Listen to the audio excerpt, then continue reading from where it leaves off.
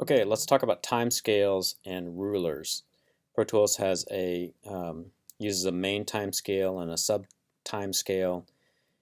You can see those in the edit window. You can also see them in the transport window. I have that up right now.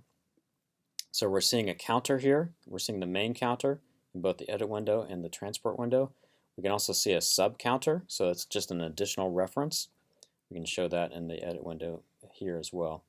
And these can be set to different time scales. So whatever the main counter is set at, that's also the main time scale. You can see that that is highlighted on minutes and seconds.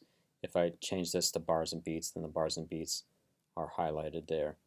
And it changes your start and end time and the length time. So all these references are referenced to that main counter or main time scale. So if I put it back on minutes and seconds, then now I have this selection here is its start and end time and then length are in the same time scale as the main counter. So we can see these we just showed that we can select it here in the counter. We can select it in the transport window. We can also go to the view window and look at main counter. So we can select it there as well. So you have different ways of changing these things out. And you notice that we had those different time scales, minutes and seconds, time code, feet and frames, samples, bars and beats.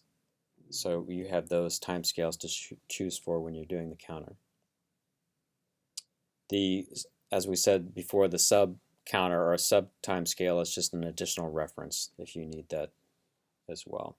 The rulers here again show the time-based rulers, so minutes and bars and beats, minutes and seconds. We can see more of those. We can go to rulers and turn those on, or there's a little menu here next to the rulers. It's right on the main time scale, which changes around again. So that's where the menu will be. So in this mode, I can check all of those time-based rulers on or take them off. I can also do what Pro Tools calls conductor rulers. So markers, tempo, meter, key, if we want to show chords. So as you can see, I can view all of those rulers here with that little menu, or I can go to the view menu and look at rulers and turn them on or off.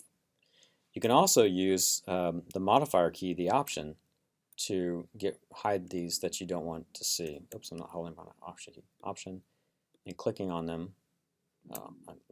You can't hide the main one. So I'm back on minutes and seconds. I'm going to get rid of some of the stuff that I don't want to see anymore. We're just not viewing it. It's not deleting it from the session. We're just not viewing it. It's the same thing as turning it on and off here. So it's just a shortcut to use the option key to hide those rulers. And then lastly, we can rearrange the rulers as well. So if we want our main time scale to be on top, we can certainly put it on top, or we could put it on the bottom, or somewhere in the between. So you just click and drag these things around, depending on where you want to see them. So that's the quick overview there of time scales and rulers.